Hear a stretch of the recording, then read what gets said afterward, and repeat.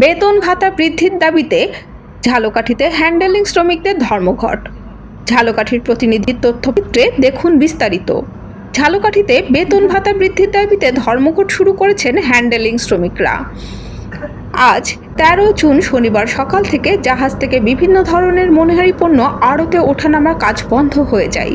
ঝালকাঠির হ্যান্ডেলিং শ্রমিক ফেডারেশনের শ্রমিকরা জানান, বর্তমানে তারা দৈনিক প্রায় ৮০০ টাকা আয় করলেও বিভিন্ন খরচ বাদ দিয়ে হাতে থাকে মাত্র ৫০০ টাকা। বর্তমান বাজার পরিস্থিতিতে এই আয় দিয়ে পরিবার চালানো কঠিন হয়ে পড়েছে।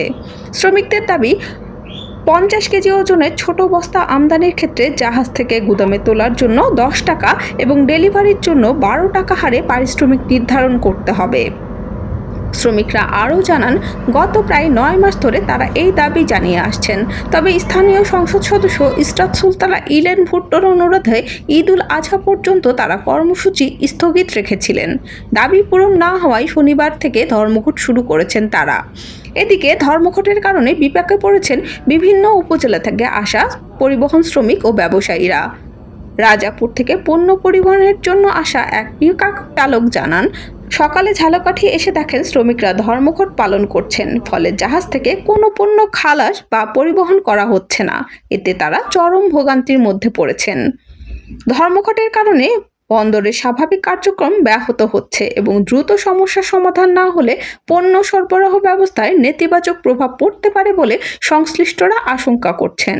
বিষয়ের কথা আমরা কাজ চালাইছি, এখন বর্তমানে আমরা যা টাকা পাই এতে আমরা কেউ পেট চলে না, এতে ভাত খাইয়ে থাকতে পারি না, বাইয়ে বলা লেখার পর্যন্ত দূরের কথা পেটই তো চলে না।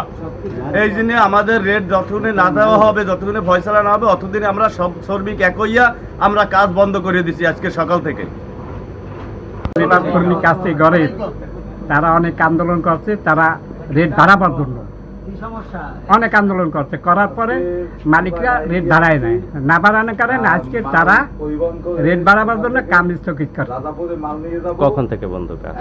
সকাল হইছে। মালিক পক্ষ কোনো কিছু জানাইছে এখন পর্যন্ত? না, তারা কাম বন্ধ রাখছে। আমরা আসছি মাল পরিবহন করে নিয়ে যাওয়ার জন্য। সকালে আসছি যে এখান থেকে মাল নিয়ে যাবো রাজাপুরে, তারপর মাল ওখানে পৌঁছে দিয়ে আবার আরেক জায়গায় মালের জন্য আসবো। এখন আসার পর শুনতে আছি যে শ্রমিকরা তারা হইলে স্ট্রাইক করছে, তাদের ধর্মঘট, তাদের দাবি যে তাদের রেট বাড়াইতে হইবে। এইটা শোনার পর এখন তো আমরা বসে রয়েছি, মাল নিয়ে জায়গা মতো যাইতে পারতে আছি না।